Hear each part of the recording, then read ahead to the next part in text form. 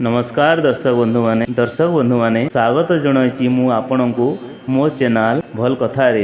दर्शक बंधु माने दैविक शक्ति थिबा महिला मानकर 18टी दुर्लभ लक्षण कोन आपण माने जानि छंती। दर्शक बंधु माने दुनिया रे कोटी कोटी महिला अछंती, किंतु सेथि मध्यरु किछि विशेष महिलांक मध्यरे दैविक शक्ति जागृत होइथाय। एमाने साधारण महिला परि देखा जांती, किंतु सेमानंक भितरे थिबा शक्ति असाधारण अटे। यही सत्य 99% लोक को जना न थाए। तेणु वीडियो पूरा देखंतु, कारण अधूरा ज्ञान भयानक होता है। विशेष रूप से सामुद्रिक शास्त्र और योग शास्त्र में कहा जायछि, जदि यही लक्षण मध्यरु किछिटा आपणक भितर अछि तेबे आपण सामान्य नुहंती, आपण असाधारण शक्ति स्वरूप अटंती। नंबर 1 है ब्रह्म मुहूर्त। दर्शक बंधु माने जो स्त्रीर निद बिना कौनसी अलार्म बिना भोर 3 ରୁ 5 मध्यरे अर्थात ब्रह्म मुहूर्त रे भांगी जाए, तांको भितरे दैविक शक्ति जागृत हो जाए। कहा जाए स्वयं प्रकृति तांको एही समय रे जागृत करिथाए। एही समय रे ब्रह्मांडर सकारात्मक शक्ति अधिक होइथाए। एही समय रे सेमानंक द्वारा कल्पना होइथिबा भावना बहुत जल्दी सत हो जाए। द्वितीय रे हला दर्शक बंधु माने आपण केबे अनुमान करिथिबे जे किछि महिला पाखकु कांदुथिबा छुआ जीवा मात्रे तुरंत चुप हो जाए एवं जीवजंतु मध्य सेमानकु देखि तांको पाखकु श्रद्धारे आपे आपे आसी जाती। शास्त्र कही थाए जहा भितरे दैविक प्रेम और सात्विक गुण रही थाए तार चारिपटे एक प्रभाव मंडल रही थाए, जहा द्वारा यही मासूम जीव तांको प्रति आकर्षित होइथांती। तृतीय रे होची दर्शक बंधु माने हाथर स्वाद अर्थात माता अन्नपूर्णांक वरदान। जेतेबेले जड़े महिला खाद्य प्रस्तुत करिथाए और कम सामग्री उपयोग करे मध्य से खाद्य अमृत पली लगी थाए, तेबे यह साधारण कथा नुहे। दर्शक बंधु माने एमिति महिलांक हाथ रे स्वयं अन्नपूर्णांकर विशेष अनुग्रह रही थाए। तांको द्वारा परोसा जाइथिबा भोजन खाइबा द्वारा कहार भी मन शांत और तृप्त हो जाई थाए। यह तांको भितरे थिबा दैविक शक्तिर एक विशेष गुण अटे। चतुर्थ रे हला दैविक शक्ति थिबा महिलांकु भविष्यत रे हेबाकु जाउथिबा घटना पूर्वरु ही आभास हो जाई थाए। केबे केबे सेमाने देखुथिबा स्वप्न सत हो जाई थाए। ता सहित केबे केबे किछि खराब हेबाकु थिले सेमाने हठात व्यस्त हो उठंती। यह सेमानंक षष्ठ इंद्रियर स्पष्ट संकेत अटे। पंचम रे हला गछलता प्रति आग्रह। हाँ दर्शक बंधु माने दैविक शक्ति महिला माने सुखिला गछ को छुईबा मात्रे ता हरा भरा हो जाए थाए। तांको द्वारा लगा जाइथिबा गछ सर्वदा हरा भरा रही थाए। तांकर प्राण शक्ति प्रकृति सहित सीधा संबंध रखी थाए। प्रकृति माता तांको उपरे सर्वदा प्रसन्न रही थांती। षष्ठ रहला दर्शक बंधु माने जदि घरे काहाकू बेमार किंबा मुंड बिंधा हेउछि एवं यही महिला जदि सेमानंकु छुई दिए किंबा सामान्य हाथ लगाइबा द्वारा सेमानंकर दरज कम हो जाए। तांको स्पर्श रे एक प्रकार दैविक शक्ति लुचि रही थाए। सप्तम रे हला शास्त्र रे पद्मिनी जाति स्त्री को संबंध रे उल्लेख करा जायछि।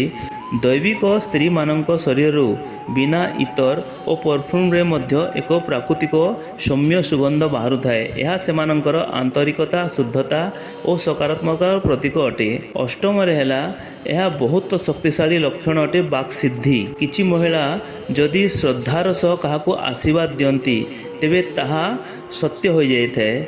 यहाकू ही बाक सिद्धि कहा जाए।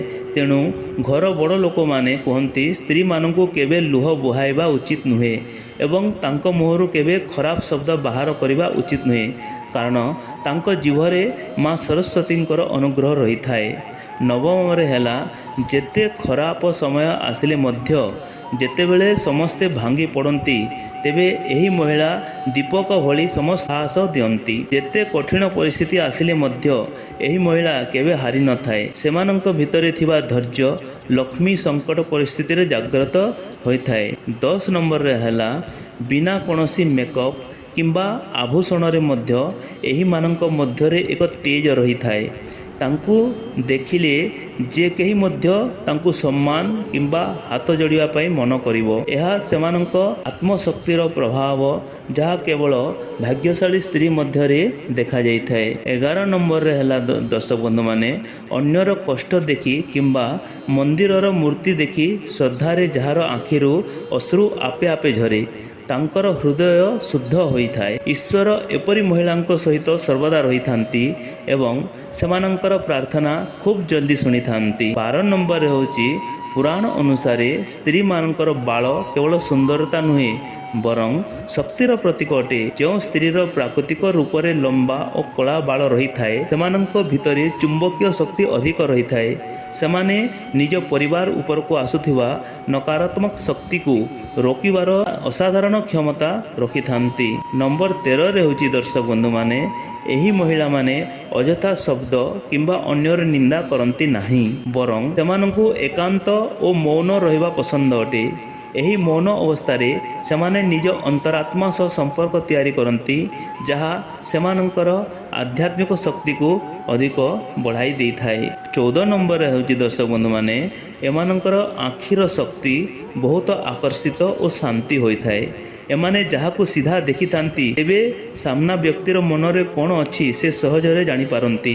ସେମାନଙ୍କ ଦୃଷ୍ଟିରେ ମିଛ ଓ ସତକୁ ଜାଣିବାର ଏକ ଅନନ୍ୟ କ୍ଷମତା ଥାଏ। ନମ୍ବର 15ରେ ହେଉଛି, ଅନ୍ୟ ଲୋକ ଭୁଲ କଲେ ଏମାନେ ବହୁତ ସହଜରେ କ୍ଷମା କରିଦିଅନ୍ତି। ପଙ୍ଗା ନେବାର ଗୁଣ ଏମାନଙ୍କ ଭିତରେ ନଥାଏ। ଅତ୍ୟଧିକ ଧୈର୍ଯ୍ୟ ହିଁ ଦୈବିକ ଲକ୍ଷଣର ପ୍ରମାଣ ଅଟେ। ଭୂଦେବୀ ପରି ସବୁର କିଛି ସହିବାର କ୍ଷମତା ରଖିଥାନ୍ତି। ନମ୍ବର 16ରେ ହେଉଛି, ଏମାନଙ୍କୁ ସାଧାରଣ ସ୍ୱପ୍ନଠାରୁ ଅଲଗା ଯେପରି ମନ୍ଦିର, ଦେବୀ ଦେବତା ଓ ବହୁଥିବା ନଦୀ ବାରମ୍ବାର ଆସିଥାଏ। କେବେ କେବେ ସ୍ୱପ୍ନରେ ଦୈବୀୟ ଶକ୍ତି ଏମାନଙ୍କୁ ମାର୍ଗଦର୍ଶନ କରାଇଥାଏ। ଏମାନଙ୍କ ଆତ୍ମା ଉଚ୍ଚ ଲୋକ ସହ ସମ୍ପର୍କ ସ୍ଥାପନ କରିଥାନ୍ତି। ନମ୍ବର 17ରେ ହେଉଛି, ସମସ୍ତଙ୍କୁ ସମାନ ଦେଖିବାର ଗୁଣ। ହଁ ଦର୍ଶକ ବନ୍ଧୁମାନେ, ଏମାନଙ୍କ ଭିତରେ ଉଚ୍ଚ ନିଚର ଭେଦଭାବ ନଥାଏ। ଧନୀ ହେଉ କିମ୍ବା ଗରିବ ହେଉ, ଏମାନେ ସମସ୍ତଙ୍କୁ ପ୍ରେମ ଓ ସମ୍ମାନ ସହ ଦେଖିଥାନ୍ତି। ନମ୍ବର 18ରେ ହେଉଛି, ଦାନ ଓ ସେବାର ଭାବନା। ଦର୍ଶକ ବନ୍ଧୁମାନେ, ଏମାନଙ୍କ ପାଖରେ ଥିବା ଜିନିଷକୁ ଏମାନେ ଅନ୍ୟମାନଙ୍କ ସହ ବାଣ୍ଟନ୍ତି। ଏହା ଏମାନଙ୍କୁ ଖୁସି ଦେଇଥାଏ।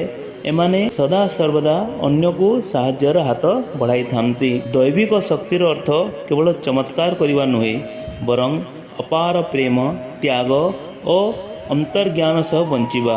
ଏହି 18ଟି ଲକ୍ଷଣ ମଧ୍ୟରୁ ଆପଣଙ୍କ ଭିତରେ କେଉଁ ଲକ୍ଷଣ ଅଛି, କମେଣ୍ଟ କରି ନିଶ୍ଚୟ ଜଣାନ୍ତୁ।